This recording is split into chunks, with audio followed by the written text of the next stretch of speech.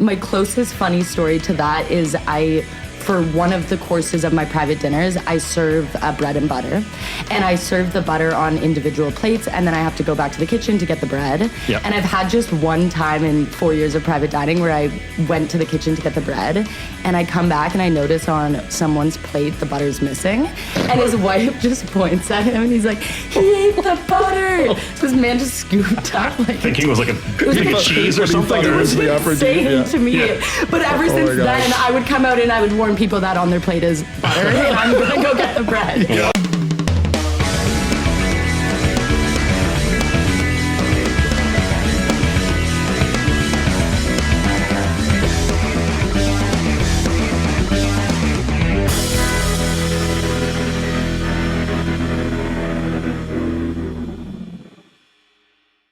Okay, hello everybody out there in Riff Nation, Riff Land. Are we Riff Country? Riff World, Riff Universe, District, the Riffiverse, region of Drift. I don't know. Anyway, hello everyone out in online land somewhere.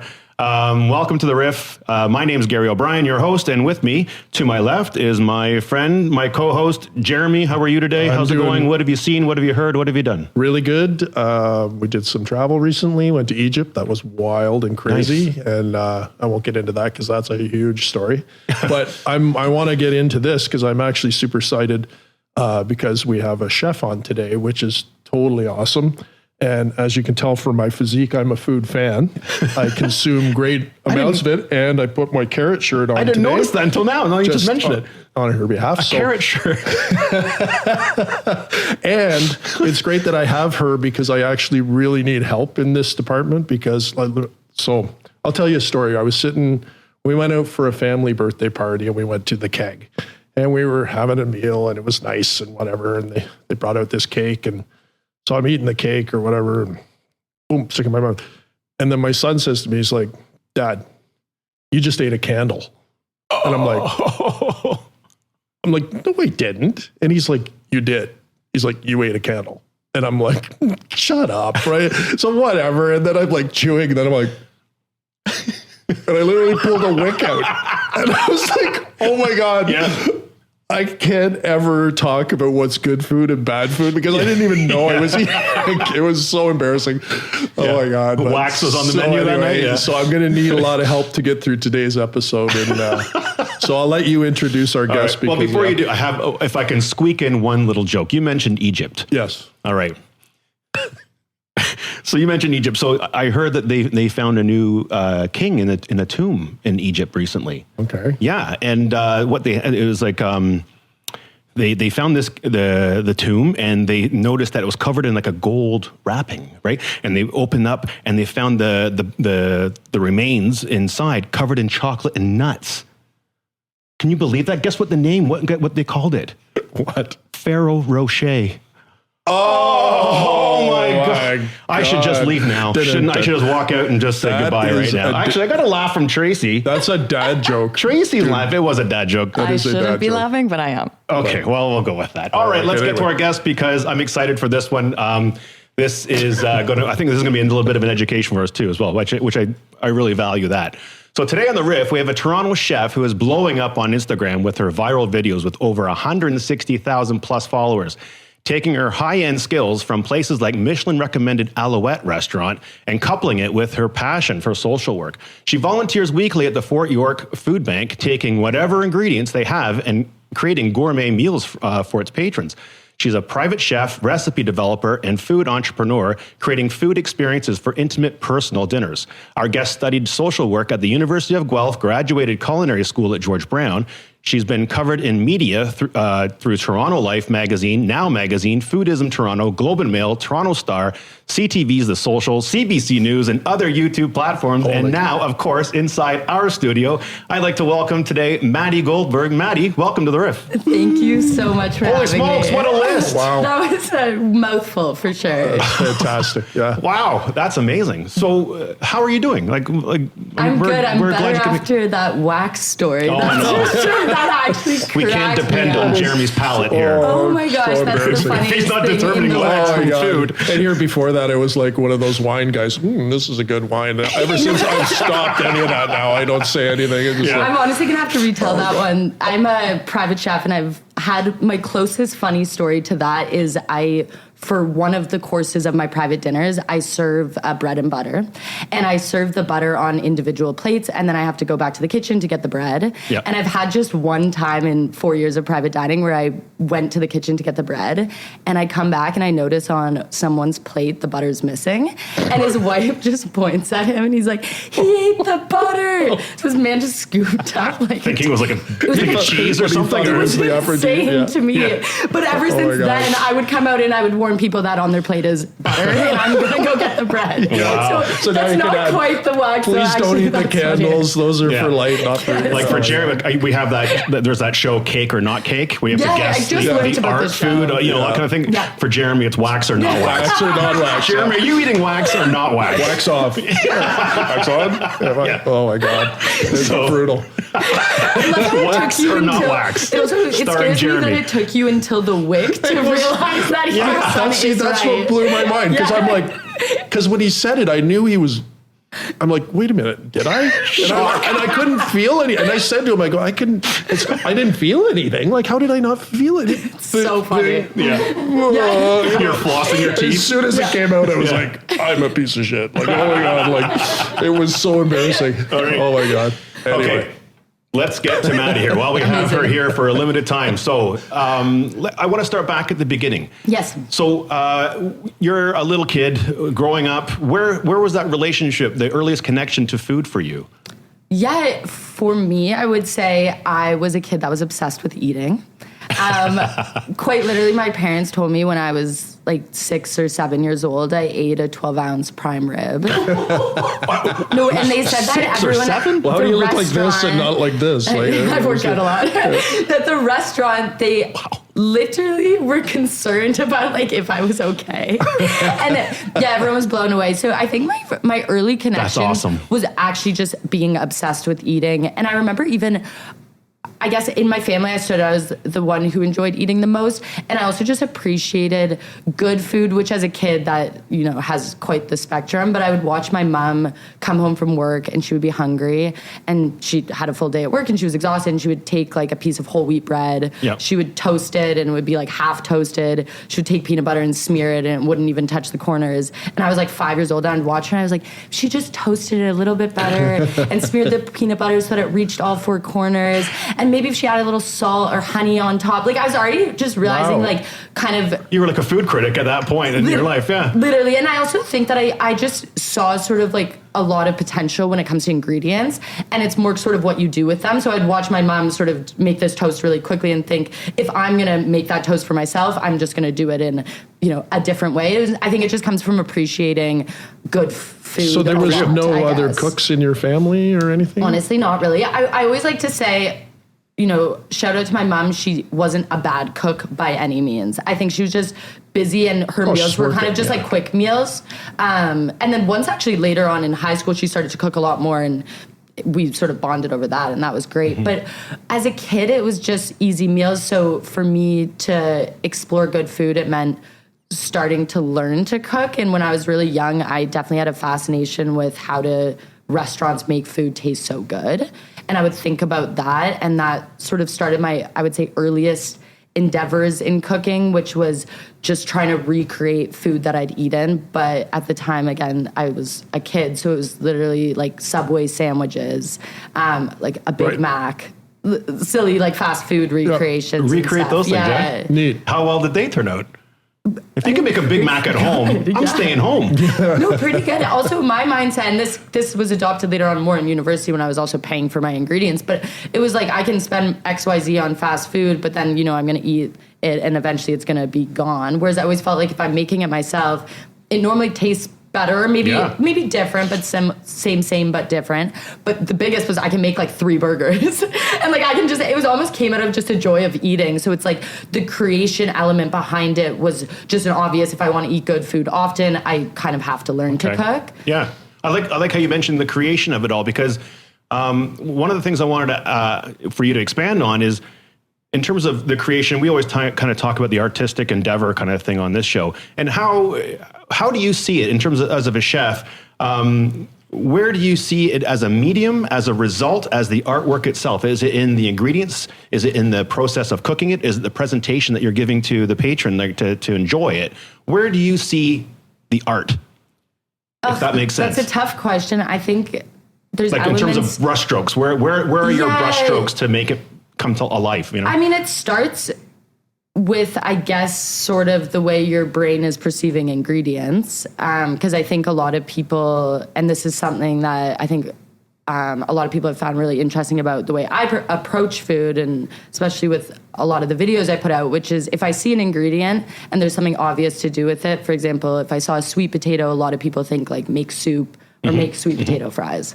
Probably like 99% of people would think one of those two things. Whereas my brain, I guess, gets a lot of joy of thinking in some opposite direction. Like, okay, how could I make like a risotto or some like fried sweet So is that potato? like an everyday, like I know as a musician myself, there's a practice element to it where I would sit every day for hours and practice, or Gary would paint and he would like work on it every day. Was it an everyday thing, or is this just kind of a... This is like, I would say what we're talking about is sort of over a really long period of time. So it took a shift. Is there a practice though? Like, is there a form yes of and no. How does I mean, a chef practice? Like, I mean, I would say a lot of chefs are mostly practicing because when you work as a chef, you're working probably 12 to 14-hour days. Yes. 5 to 6 days a week. So the practice for most people comes out of just experience working. But isn't a lot of that, like, there's a lot of chefs that are doing it like as a trade, that it's like a utility almost. Yeah, so it's the same menu, the same production. And then there's a whole other group like yourself that is doing new things and finding new ingredients and finding new, like those seem like two very different things to me. Yeah, I think they're massively different. I also think even myself in the way that I've connected with food and say like the practice that I took to get to where I am was also really different than most of the chefs who think of food as that sort of art, and then also very different from the chefs that are thinking of it as a trade. Like, I would say that for myself, a lot of my joy of cooking came out of the joy of eating. But then once I realized, and this was sort of like a slow transition through high school into university, it was in university where I started to realize that I actually think I like cooking more than eating. And that was the first time that I realized maybe I should pursue this as a career. And I think for me at that time, I was practicing every day, but it was just a joy of feeding like my friends and also a bit of a boredom in university. It was, I think I have a lot of energy, and that's a good thing because a lot of chefs do, and you need a lot of like, especially like physical energy. Late night, Exactly. But I think I had a lot of energy, and I found in university I was using a little bit of it in my program, but I had a lot to expel. And so I started cooking a lot, and I kind of was teaching myself food without thinking too hard about what I was doing. And by that, I mean pretty much every single day I was cooking, if not cooking multiple things a day. But more importantly, I was kind of trying to think about every single food in the world that I liked, but mostly like I pretty much like all food. And I would write it down, I would make a list, and I would cook it. So eventually I got to a point where I literally made every single thing in the world I can think of. Wow.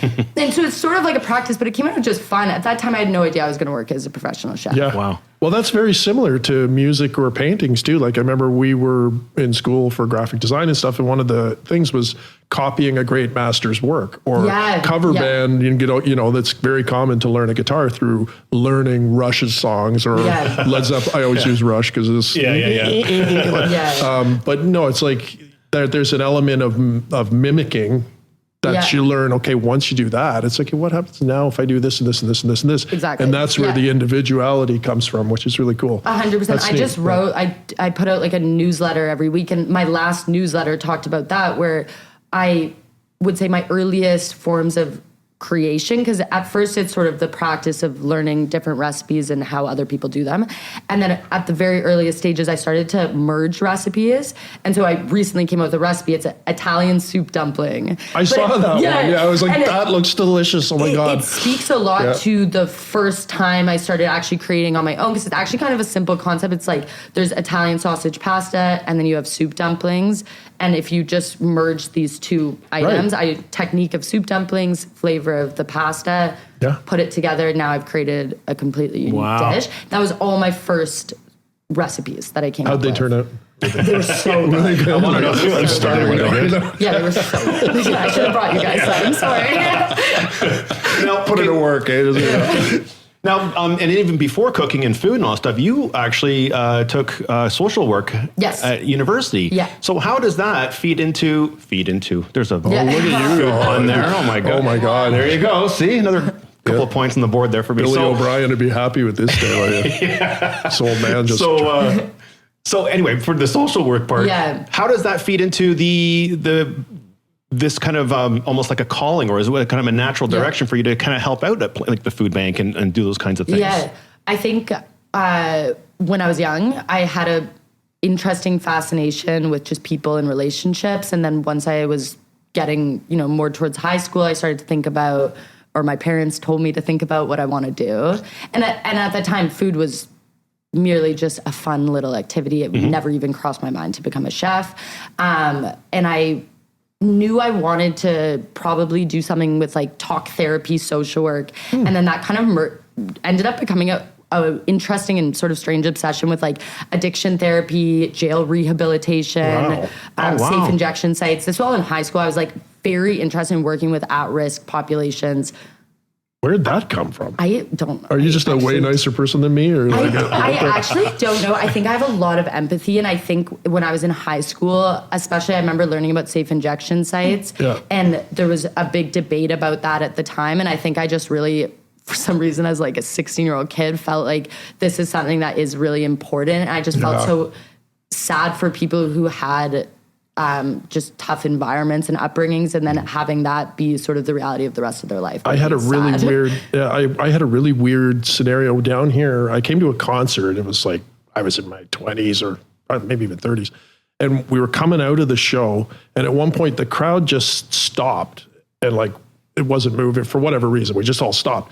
And I happened to end up beside a homeless guy who was standing there. He's like, and he looked at me and he's like, "Oh, do you have any money or whatever?" And I honestly didn't. I usually carry cards or whatever. And I said, I'm sorry, I have nothing. I'm sorry. He's like, "Oh, that's okay." And then but because we're kind of stuck there, I said to him, I'm like, "How are you, man? You doing okay? Like, how's things?" And he looked at me. And again, this is right here. This is like Bay Street, the biggest city in Canada and all that stuff.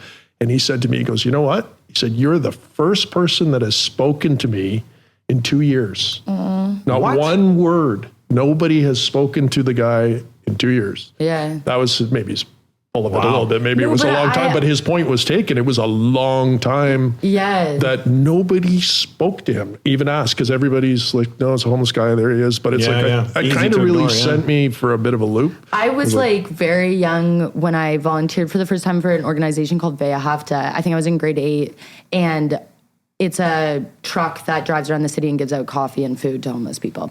Very simple. And I just go around in the van, and they actually told us that even if the person refuses food or like coffee, that's totally fine. But it's really nice to just ask them how they're doing, because that's something that people don't realize lacks like completely, which is just this idea of feeling invisible. And that stuck with me forever. So I'm actually not surprised that it haunted me for a long time. Like I still to this day care.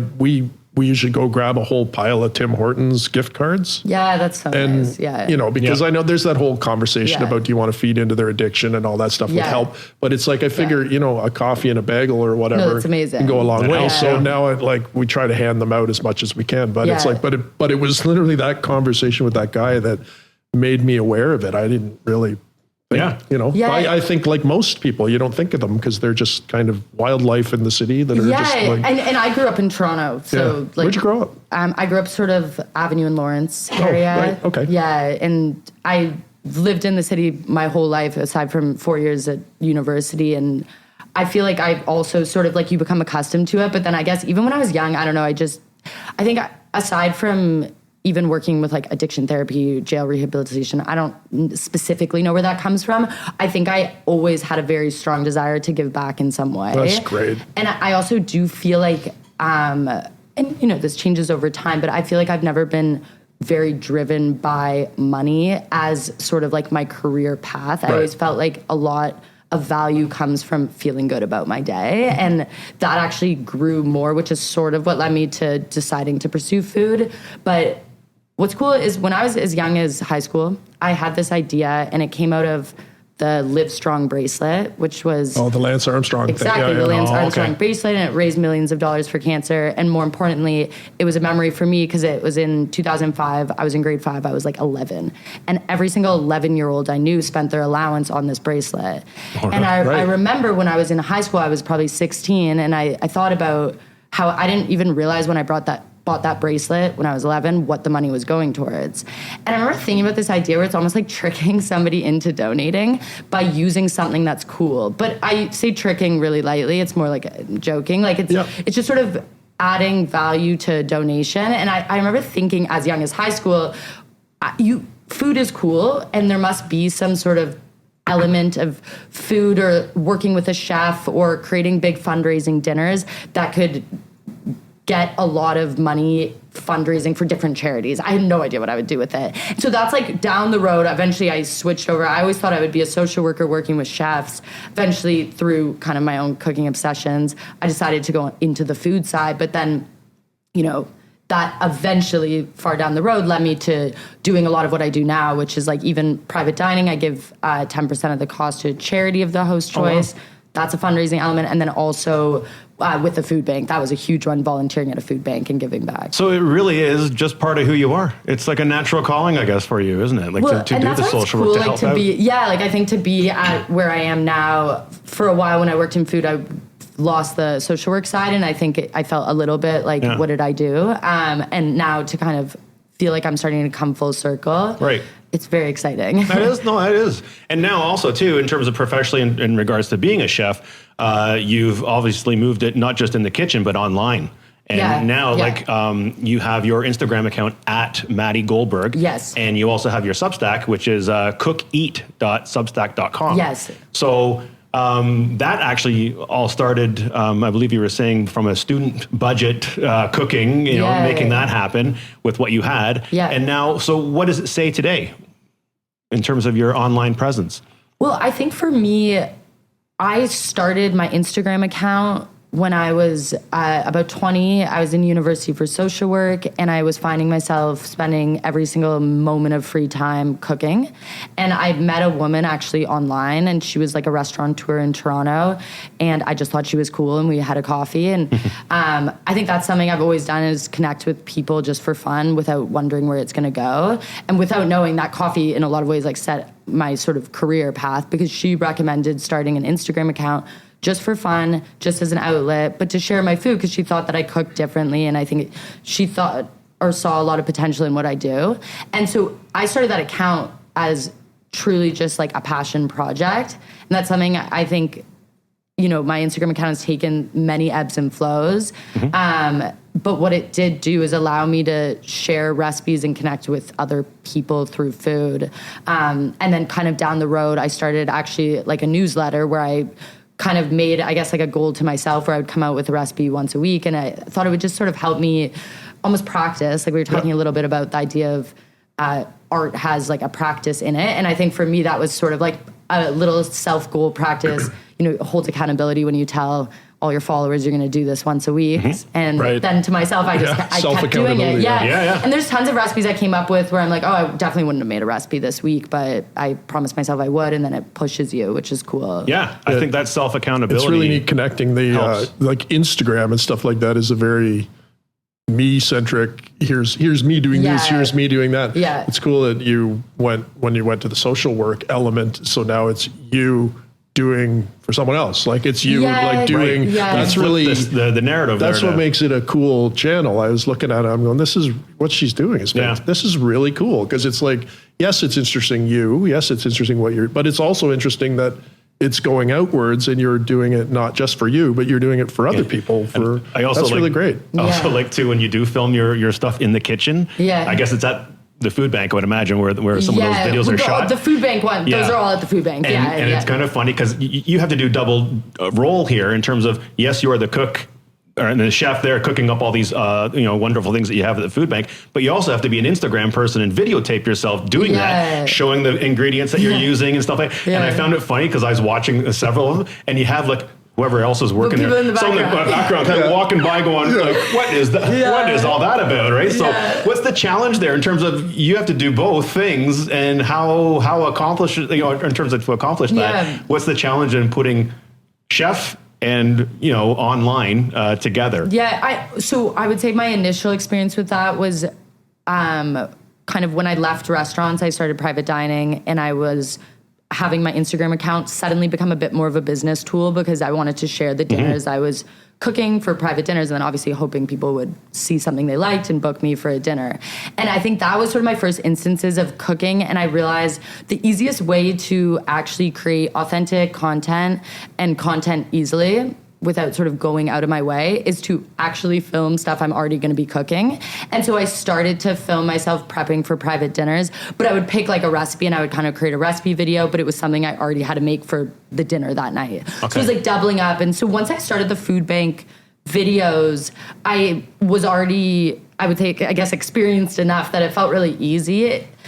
The hardest part of the food bank videos is that for most of the footage, I'm just leaving my camera and I'm filming for a really long time. So I end up with the editing. That's a lot of editing. Yeah. So I end up with a ton of footage compared to when I go at home, it's way less. And so it's really in the edit. I've been volunteering at the food bank for 4 years, and I've only started doing videos about 8 months ago. Okay. And part of the reason I started showing that is because I got the advice of, if I want to sort of get into the recipe development world, I should show with the people who are already interested in what I do, I should show sort of the authentic side of my cooking, which is how I cook, like when I'm just cooking for, myself or friends and family, versus just that private dinner side, which is a little bit more fine dining. So the proof is in the pudding. Yeah. Oh, my no. God. There we go. Over the top. There we go. There we go. I'm 3 for 3 now. Right on. Top with that one. You're cut off. All right, okay, maybe I should just leave. But anyway, I have more questions. Okay, so you worked at Aloette, a really kind of high-end restaurant here in Toronto, right?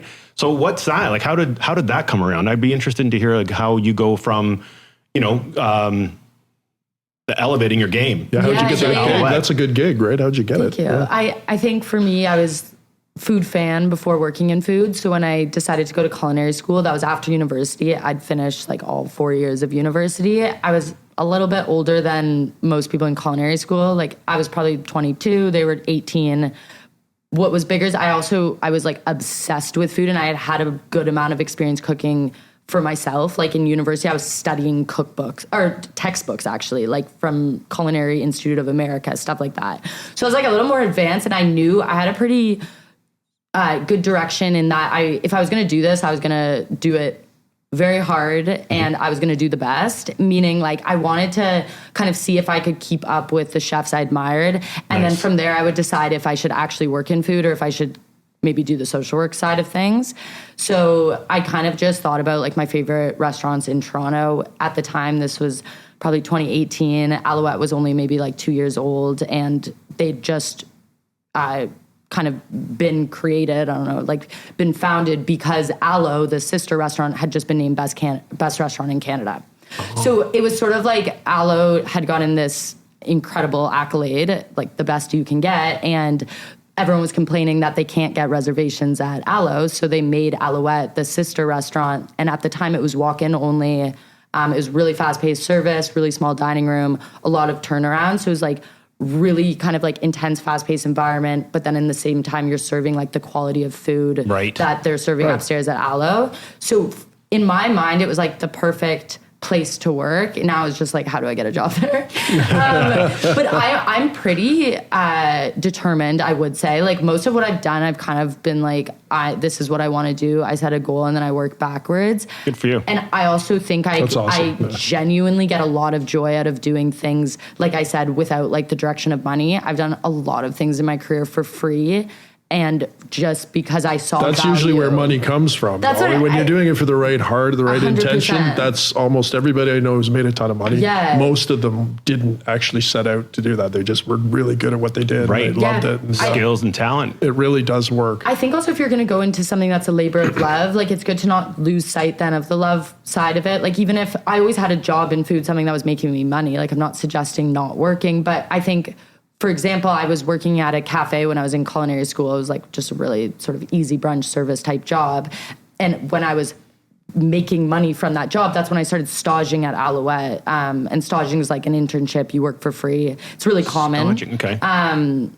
And you sort of, what I did is I just went to the restaurant and I said, this is where I want to work. And I've just completed culinary school and I'm working at this little cafe. I don't want to be there. I want to be around people I admire and work hard, and can I stage? And they let me stage. And after it was like 4 shifts, I just kept reiterating that I really wanted to work there. Nice. And eventually I kind of told them, okay, I think I'm going to go get a job somewhere else.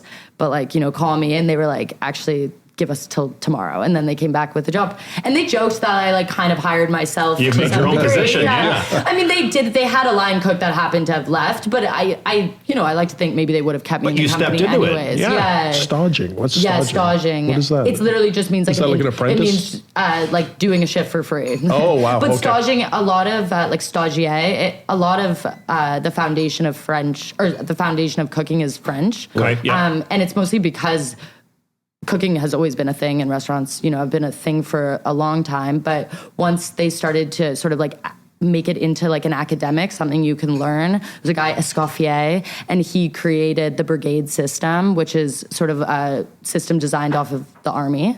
And it's the way kitchens are still run today for the most part. And it's like hierarchy system, and it's sort of like command and yes, chef. That's where all that comes from. Yeah. And so that was always sort of like something I kind of, I guess, wanted to be a part of. And a lot of that is based in like French terms. The ratatouille model. It's all French. Yeah, it's all sort of like foundation is French. That's for interesting. Most culinary in terms of like academics. Yeah. That's so neat. It's like it bases on a military thing. The brigade system. That's and amazing. That's why there's like, executive chef, chef de cuisine, sous chef, chef de partie, like it's all sort of hierarchy. That's interesting. Very cool. And when you say all that kind of yes chef and all that kind of stuff, right? It makes me think back to like all those kind of, TV shows, culinary kitchen shows and stuff like that. Yeah. I want to know. Cook that. I want to know, how intense is it? How fiery is it back there in the kitchen where you think people are yelling at each other and like, really passionate and stuff like that? Because I can tell you, where I live, we have if you order takeout at the local Chinese takeout place, right? You go in there to pick it up, and if the couple that owns the place and they're working in the back, if they are yelling at each other, right, the food's going to be good that day. That's so funny. You don't want to go there when it's quiet. You want to go there when the full argument's happening because it's amazing. Well, how does that go work? in the kitchen when Tracy's cooking. So, like, what's the deal back there in the kitchen? Like, is it as intense as it is portrayed? Yeah, I would say yes and no. I went into the kitchen world sort of probably at the start of a good time, meaning it's changing a lot. It definitely used to be more fiery and more sort of, they say like intense like French kitchen, which is very like you literally get like burnt if you do something wrong. You also have to be silent, like you can't make noise. Wow. And you're sort of expected to kind of just be a command, like just adds more to that military feel to it. Earn your stripes, right? Exactly. Yeah. I came into kitchens, the restaurant I worked in is definitely known as like a very French kitchen. Like they have that intensity, but I came in at a time where things like I was the only woman in the kitchen, and, probably in some restaurants, especially longer ago, that's very negative, or like you would look down upon as like weak or something. I would say they actually, very much valued that I was the only woman, and they were almost nicer to me in a lot of ways because of that. I never felt like that worked against me, so that was great. But I do think in general, the intensity is something that is just sort of like passed down from, boss to CDC to sous chef. And then they kind of put that onto the line cooks, and everyone's scared of making a mistake and who's going to get mad. There's like multiple times working in restaurants where I had to remind myself that literally no one's going to die tonight. Like just 100% no one's going to die. I think, at the restaurant I worked at too, one of their kind of number one rules was never run out of anything. And that was unique to the restaurant I worked at. And they made it kind of like pretty intense. Like if you were, the worst thing you could do is run out of anything on your station. Okay. And I would think about that a lot, because the reality is, as a, scared line cook who wants to perform well, I then, in order to not run out of anything on my station, am overstocking my station. But then at the end of the night, I'm throwing out just so much food. And so there was sort of a lot, my brain went crazy working in restaurants because, anywhere from like communication, the way people just talk to each other, or like the way they try to express something like, hey, this tempura batter is too thick. They're more just like yelling like, this looks like shit. I don't know if I can swear, sorry. Like, and you're just like, I don't know what that means. Right. Can I get more of a clarification? So communication and stuff, that was definitely interesting. There's a lot, that will, I'm sure, be changed in restaurants even more over time. But I got lucky. Like, I've heard horror stories of, like, chefs I worked for when they, were working, say, 5-10 years before me in restaurants in France. They were getting, like, burnt by the chef next to them. Wow. Jeez, so it can be pretty intense back there. Oh yeah, definitely. Wow. And also it's all that system of like callbacks, and it's just very hierarchy. So it's like if you're like giggling and having fun on the line, that's not a good thing. Not professional, I guess. No, not at all. It's like, what's so funny, kind of. Let's take a look at what we got here. Supplied by mytoronto.ca has provided some nice, wonderful food for us from local cuisine. So Tracy, I'm going to hand it over to you as to what is this that we're going to enjoy. Actually, Very well done, Gary. I think I know what we're looking at here. See what I did there? I was wondering. Definitely. I actually heard your first job, Maddy, was working for a pickle company where you made pickles and ate pickles and packed pickles. So I'm a big pickle person, and my grandmother is Mennonite, and she passed down through generations her pickle recipe. Wow. And it's really, really simple, just onion, bay leaf, dill. So I thought I'd stick that on the table. You can eat it. Jeremy, you might have to open that jar. Do you know, these a saltwater pickle? Or The brine is salt, sugar, vinegar, water. Good. Love that. Because when I worked in a pickle company, I kind of learned the difference between pickling and fermenting. And sort of the original pickle is all fermented. So I always ask, this is a fermented pickle, it's much better. Yeah, cool. Open that up. Jeremy's going to, I found it tough. Yeah. Actually won an award at the fair on these pickles. You won an award, yeah. I'm so proud of myself. Again, some people like the garlic. This is just very basic. Very stressful feeding a chef. I know, I'm a little stressed right now. I love a pickle. Yeah. People are always scared to feed me, but I love I know, I was thinking. I love all food. Okay, good. Well, let's get into the food, actually. That's so good. Yay. Have more. So on to the actual My Toronto food pick today, and I think Maddy knows what it is. So we have brought in pasta from Gusto 101, located at 101 Portland Street. Specifically, their Mafaldi ai funghi, which is one of the most beloved pastas in town, with their frilly, rough-cut noodles drenched in truffle cream sauce. A Toronto bucket list pasta that has become their top seller, and the owner herself, Janet Zuccarini, says the popularity of this dish has been ridiculous, even touted by Torontonians as the best pasta dish in the city. So there you go. Gusto 101 on Portland actually hailed from a previously dilapidated 1950s era auto body shop that took 3 years to transform into today's King West hotspot. The old shop is honored by the original beams and cinder blocks under a modern retractable glass rooftop and large garage door on the first floor. This place has a shout out by Toronto Life and Now magazines, with blog reviews consistently calling it a King West staple. After the show, we'll be diving into 2 more of Gusto 101's pasta dishes, the rigatoni amatriciana with guanciale, pomodoro romano, and black pepper, as well as the tagliatelle al ragu di manzo. Accompanying these mains will be the burrata with roasted grapes, aged balsamic, and pistachio, and the polpetti di carne, or meatballs made with lamb and beef, pomodoro, and ricotta. And no candles. And on the RIFF, we always try to serve a locally roasted coffee from Toronto. And today's brew is Sam James Coffee Bar, who has several locations across the city. So back to the RIFF table. I'm wondering how it's going over there. Any thoughts on Gusto 101? Maddy, I'm wondering if you know it. I have so much I could say about Gusto 101. Gusto. I say Gusto, but I don't know if I'm right. Mucho gusto. Mucho gusto. Yeah, I don't know if I'm right, but I've always heard Gusto 101. I've been there so many times. Also, Nervosa, same owner, serves this pasta as well. And it's amazing.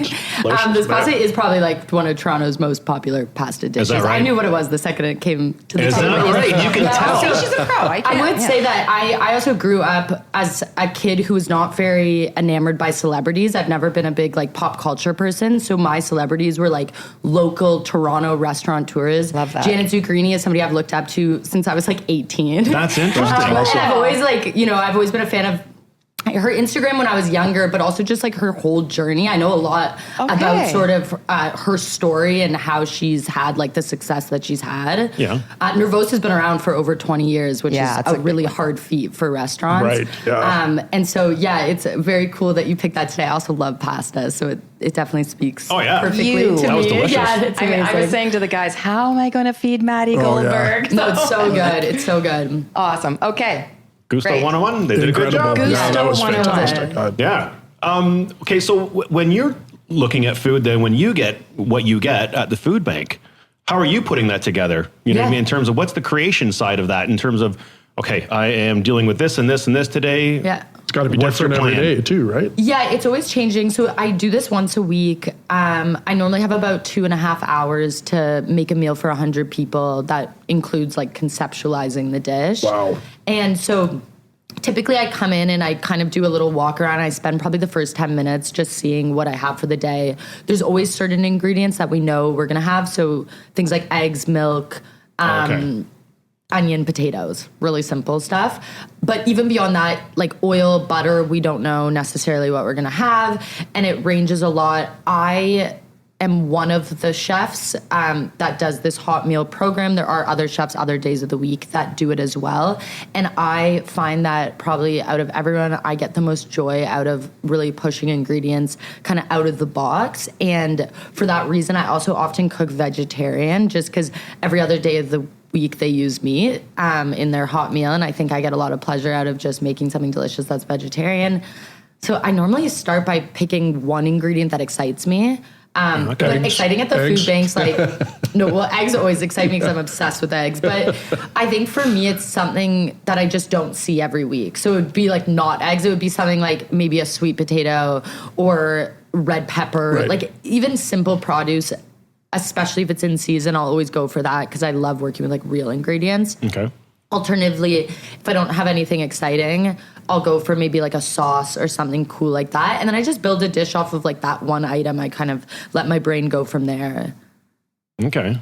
That's interesting. Very cool. Yeah. You're thinking on the spot. You got to have, the background and the know-how to put those ingredients together. Yeah. Right? I mean, that's not an easy task. That's a challenge, right? Yeah. Have you ever had any kind of criticism with that or anything like that would make people kind of question what you're doing, or is it more trolling going on? I was going to like say, that? what Just I maybe will that. say You is can do there's always anything. something in the comments. Anything on the internet, it's like there's always some negative guy.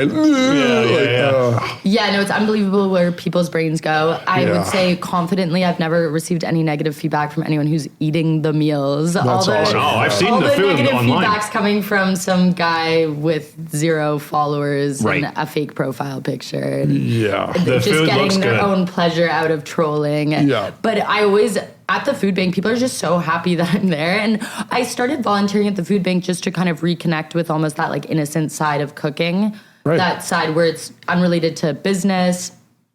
It's just something that I do for fun to feed people. And I could, go in and boil pasta and just like mix it with tomato sauce and put that up. Right, They right. don't really care as long as they make a hot meal. But for me, it's really fun to just create exciting meals. And then later on, just recently I started doing the videos and they really took off. But even like I've done so many different things on my Instagram. Even if the food bank videos didn't take off, I would just probably keep doing them because they're just fun for me. They're just fun to do, because you're doing it for you, and that's great. Yeah. No, that's amazing. And then what about for your private dinners? Like if someone's asking you to come and use their kitchen to do a private function at their house or wherever that is, I mean, what's the challenge there? Like you're in someone else's space. Yeah. What's that like? Any nightmare stories of like somebody who can't relinquish control or like? Yes. This is what I'll say. I've had mostly really, really smooth, great experiences. Yeah. I've been doing it for 4 years. I've never had a problem that's like I'm unable to solve. Yeah. I think also something people don't realize when I go to their home, I know how many people I'm cooking for. I know what the menu is, and I've prepped all day for it. I'm also in an environment where no one's yelling at me. I have the whole kitchen to myself. It's quiet. It's calm. So you're mostly just heating up. Well, no, or there's some cooking involved. It's more that when you compare it to working in a restaurant, it's a piece of cake. So every variable that makes a restaurant difficult, like all the unknowns that are in a restaurant, you don't have with private dining. And then also like I'm my own boss. just like a really sort of like calm environment in comparison to what we were talking about. Like French kitchens can be insane. And so I often am sort of commended for how chill I am at like someone's house. And I always laugh because I think, if you just worked in a restaurant for one day and then you saw what I do now, it's very obvious how I am as calm as I am. And then when it comes to problem solving, if in a restaurant you have, say, 10 problems a day, private dinner, you have maybe one. Right. Like I'm it's not a controlled environment. Yeah. So the worst, the worst things I've had happen is, for example, the client is setting the table and she's pulling out 8 plates. And I look at her, I'm like, oh, it's only 7 tonight. She's like, no, it's 8. And I'm like, no, you definitely paid for 7. We'll like look on the menu. It's 7 guests, but she actually has 8 people coming. Right. Yeah. And then normally, like at first, it's sort of like for them, they're like very like, oh my gosh, what will we do? But I'm very calm. I'm like, don't worry, just take a deep breath. I'll deal with it. We'll figure it out. Yeah. Worst case dinner will be 20 minutes late. Yeah. It's fine. One last question I have for you in terms of, because I'm looking at the time, we should be wrapping up here soon because I don't want to take up too much of your time because I know you're busy probably cooking up the next wonderful thing. Yeah. But in terms of the kitchen or even the private dinners kind of thing, what for the extra food that is left over at a restaurant, how do we manage that in terms of where does it go into the food banks and all that kind of stuff? Can you maybe elaborate on how is that managed? And can we make better use out of the food that isn't being fed to people? Yeah, we got to do better with that. There's got to be a way to utilize some of that food that just gets chucked. Yeah, I think in restaurants, before I worked in restaurants, I was obviously obsessed with food. And when I decided to start working in restaurants, I was warned by a lot of people that the reality of working in a restaurant, what you see in terms of food waste, is going to be scary and probably like change the way I think about working in food. And I remember thinking that those people, they don't understand, I know exactly what it's going to be like. I thought I'd watched enough cooking shows at that time. And truly, once I went into it and I was working on the line and in charge of the station and all the ingredients, and then also in charge of, disposing of everything at the end of the night, I would think like it's unbelievable how much gets thrown out, but also kind of like what and why. Like there was not so much thought put into kind of trying to reuse like small elements of a dish. For example, we had a dish for a while that was using only cilantro stems. So normally if you think about cilantro, the herb, you use the leaves. The stems actually have a lot of flavor. They're delicious. So we had a dish that used just the stems. So we would pick the leaves and then throw them out. Oh, what a shame. And keep the stems for the dish. But I would sit back and just think, one, in terms of just like financial model, I don't understand why you would throw out the leaves. Why not just use it in a different dish? Right. 2, how could we possibly be throwing out the leaves? It made me so sad, like, and not reusing them. And so there's a lot of examples of that. And I used to think that if people actually probably understood the amount of waste, I think probably more change would come. But you could say that for, tons of different issues around the world. If people probably understood them more change would come. So I think for me, I just knew when I was working in restaurants very quickly, 1, I'm not going to open a restaurant. I will support a different food system. And 2, I knew if I'm working in French fine dining, I need to understand the other side of a food system, which is if, I'm on the side that, say, wastes the most, what's the side that tries to at least redistribute the waste the most? And that's food banks. So I always found sort of in my brain, or I always knew in my brain I would eventually work at a food or volunteer at a food bank. But I needed to kind of get out of restaurants because you don't really have the time when you're in restaurants. Yeah. I think to what you were saying, I think in terms of like, where does that change come from? I think just, obviously bringing more light to the amount of waste kind of makes people hopefully want to change and understand why they should. And then also separately, eventually push back or, other people saying like, we don't stand for this. Also helps. I love restaurants though. Like I have nothing against eating at restaurants. I think it was just like, if I'm going to go into something I love, which is food, I need to feel good about what I'm doing. And it was more coming from like feeding people versus this idea of like almost a sport like mentality, which is very restaurants, which is like pushing boundaries, winning accolades, working the hardest, being the best. Well, there's a government element in too with like Health Canada and all that stuff. And I know there's restrictions on once something's been opened, it can't be, so there's got to be some government intervention in there or some way to work with the restaurateurs. There's got to be a program you can create somehow. It's interesting though, because I did learn recently, and this is so interesting to me, which is actually by a landslide, the most food that gets wasted is at the farm, and it makes sense. So it's food that doesn't even make it like into the city, or it's sort of like ugly carrots and exactly. Yeah. But I can only speak as the sort of side that I work for, which was in fine dining, and you see how much gets thrown out, and it was sort of an alarming system. And I realized, oh wow, this is probably not something I'm going to spend a lot of time doing. Yeah, it doesn't speak to me. Well, listen, thank you very much. Yeah, this has been fantastic. I have learned a lot today in terms of what you bring to the table. Oh my God! It doesn't stop. That one just came. I swear to God, I didn't even plan that one. I swear to God, that just came up. He's just But listen, I think the food industry and I think the culinary world of Toronto is in good hands with people like you, and I really love what you're doing. I really do. I think it means a lot that you bring your high skill, but you're also doing the social work and giving back. And I think that's such a beautiful blend. It really is. And I really appreciate you coming on the show today. Thank you so much. All right. So great. And if you want to find out more about Maddy here, you can go to her Substack, so cookeat.substack.com. TikTok, we can find you on Maddy Goldberg 1. Yes. And Instagram, your handle is @Maddy Goldberg. Amazing. All right. Anything else to add there? I got all that one? No, that's beautiful. Okay. Thank you guys so much. And thank you very much to Gusto 101 and mytoronto.ca for the fantastic pasta dish. That was amazing. So crazy. Yeah, that was really great. A ton of fun having learning that side of it too, because again, I love the creative element and all that. And I like how that ties in with everything. And chefs are fascinating people because they're kind of animals. They're up all night. And they're like, a lot of people don't know how crazy chefs are. I'm not saying she is, but it's pretty wild. Yeah. Well, but anyway, I think we got to boogie on out of here, and we'll wrap this one. And just remember, no one boogies up. You always boogie down. That's it for me. So Jared will end it here today. Yep. All right. So that's a goodbye from me. And a goodbye from him.